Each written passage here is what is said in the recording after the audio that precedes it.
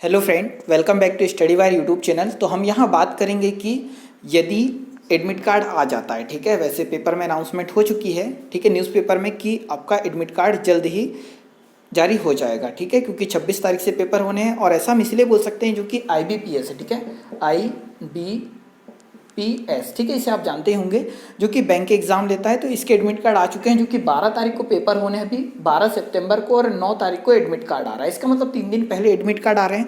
तो आपका भी पेपर डन है कि होगा, ठीक है। अगर होता है, मतलब जब भी 2 से 3 दिन में आपका एडमिट कार्ड आ जाता है, तो उससे पहले ये आपको पता होना चाहिए कि इस 15 दिन में आप बेस्ट अपना कैसे दें, ठीक है, कि जिसमें आपका जो रिजल्ट है वो सबसे अच्छा से अच्छा आए। और ये कंफर्म है कि 12 तारीख को अगर बैंक के पेपर हो सकते तो आपका पेपर होना भी बिल्कुल तय है। 12 और 13 तारीख को IBPS का पेपर है, और JEE और नीट का हो चुका है।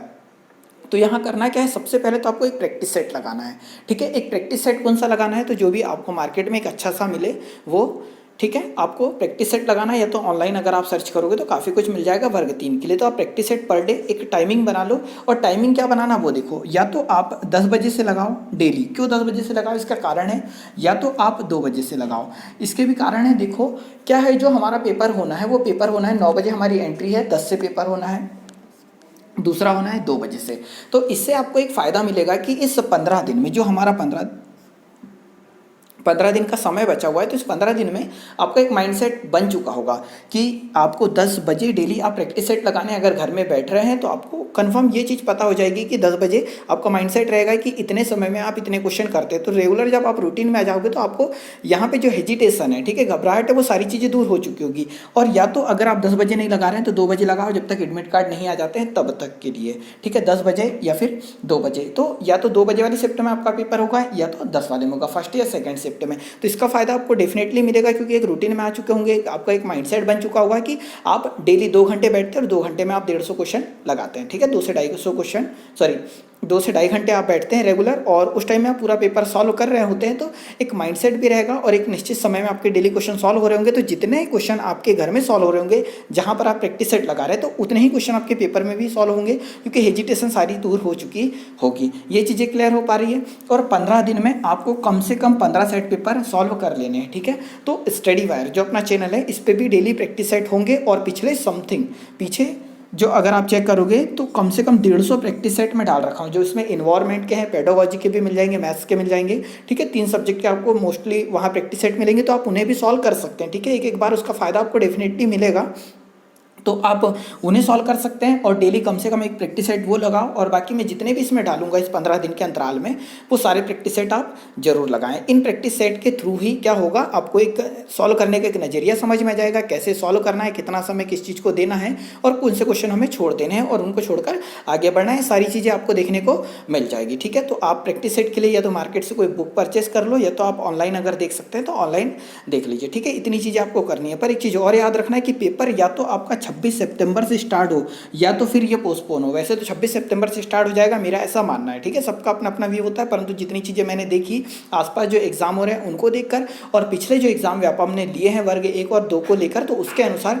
26 सितंबर को पेपर होना तय है। और 26 सितंबर को तय है, तो उसके अनुसार आपकी ये रणनीति स्टार्ट हो जानी चाहिए। और कम से कम आप 10 घंटे पढ़ाई जरूर करो। जो सब्जेक्ट आपका वीक है उससे ज़्यादा समय दो, ठीक है, ज़्यादा समय दो, इन अ सेंस कि आप समथिंग अगर 4 बजे भी उठ के पढ़ रहे हैं तो 4 से कम 9 बजे तक आप पढ़िए, तो काफ़ी लंबा समय होता है। आप सोचोगे कि इतना समय कैसे पढ़ सकते हैं, तो लोग पढ़ते हैं, ठीक है। एग्जाम टाइम में अगर आप नहीं पढ़ोगे तो कब पढ़ोगे।